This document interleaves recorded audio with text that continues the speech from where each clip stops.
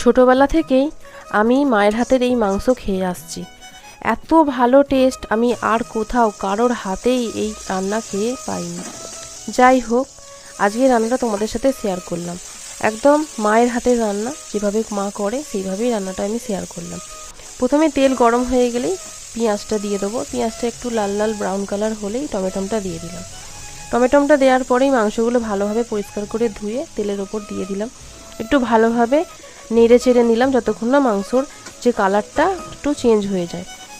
তারপরে যেমন আদা, রসুন, নুন, হলুদ, লঙ্কার গুঁড়ো দিয়ে খুব ভালো করে কষালাম।